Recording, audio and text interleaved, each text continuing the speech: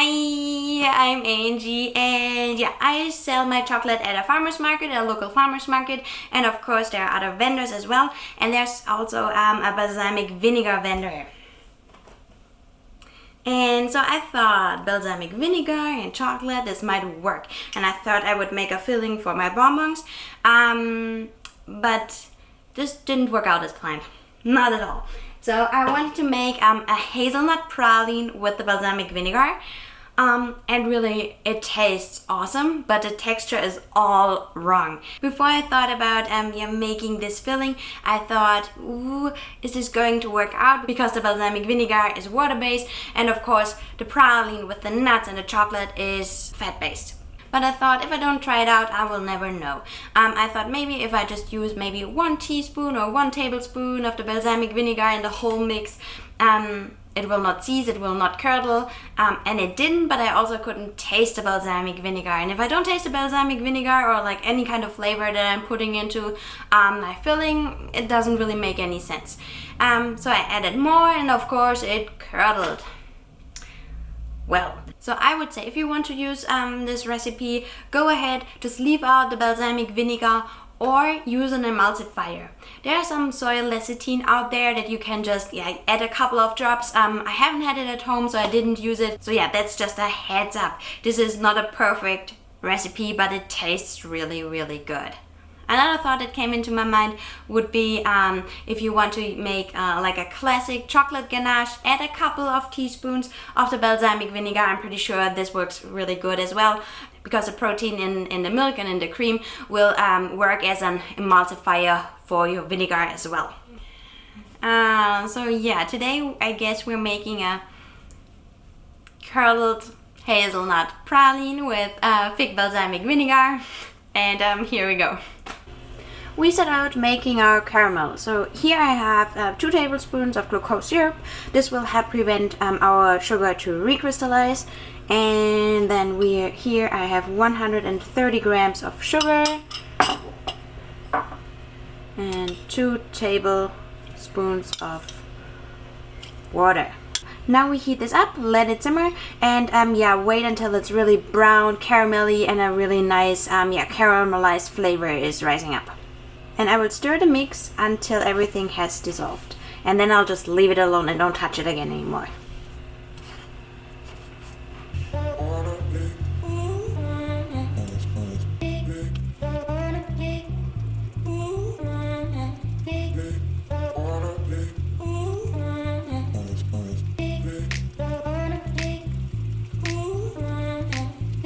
While the sugar is doing its thing over there, I have prepared my hazelnuts, so those are already roasted, and I would recommend using roasted nuts, whatever nuts you want to use, but it just gives a nicer flavor if you roast them. Once you've reached a really nice golden brown caramel, you want to... Oh no.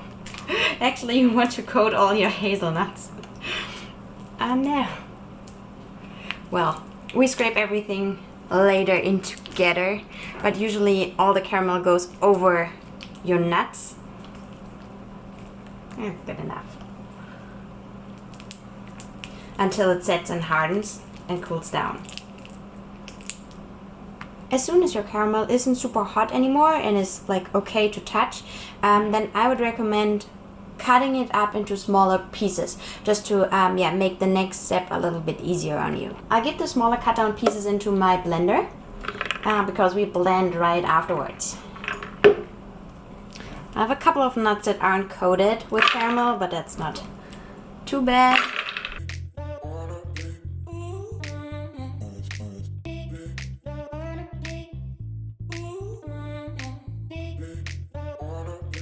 Next thing we do is grinding down our caramel and praline. This might take a while and is a little bit annoying, but we will get there. So we're looking out for a consistency like peanut butter, almond butter, like that. If you have troubles, I would recommend adding 1 or 2 tablespoons of any kind of nut-based oil, like an almond oil or so. But yeah, 1 or 2 tablespoons should be enough. this isn't looking too bad, so I will scrape down all the sides here, but we already have kind of a peanut butter like stage under here, so I don't think I will add any additional oil. But now I will add some chocolate, some melted chocolate, and yeah, scrape down the sides and then let it mix again.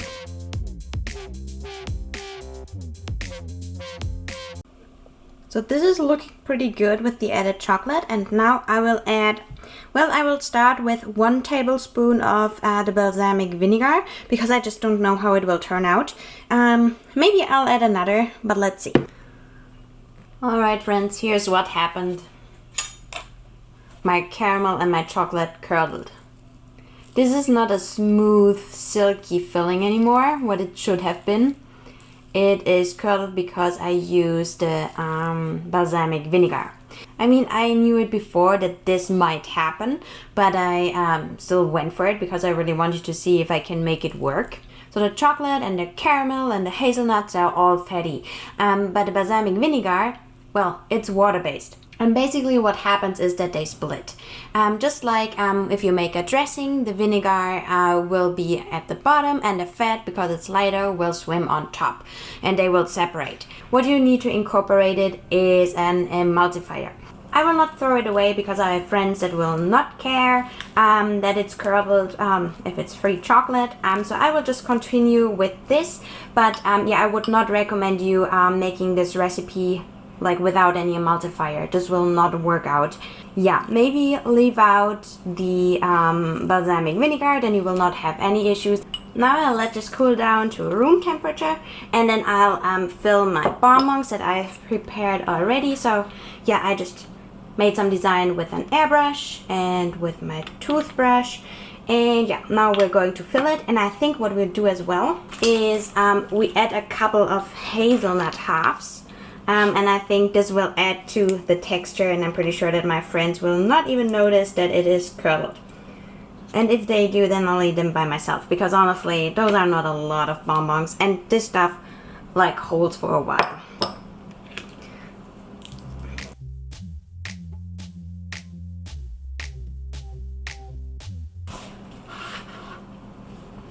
Now I take my screwed up whatever it is and pipe it in.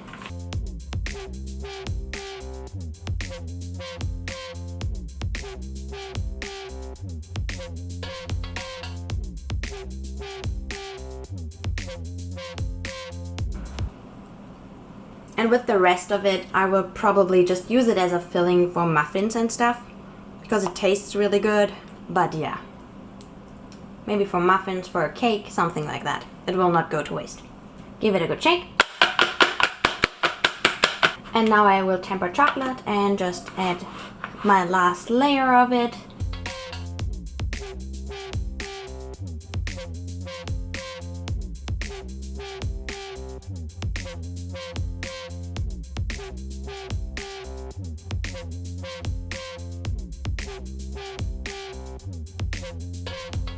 After I recorded the part where I make the filling, I was really thinking about maybe not making this video, but then I thought, well, that's how it is when you make chocolate. Not everything goes smoothly, not everything works out the way you plan it. I think that's something, yeah, that's really important for me when I make these videos, that you see, well, I screw up all the time. Like, check out all of my videos. How many times am I screwing up? And it might be a lot. It might be really a lot. And you learn from your mistakes. That's just how it is.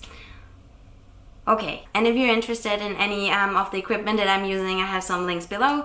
And yeah, of course you can send me your questions as always. So yeah, thanks for watching, and have a great day. Bye.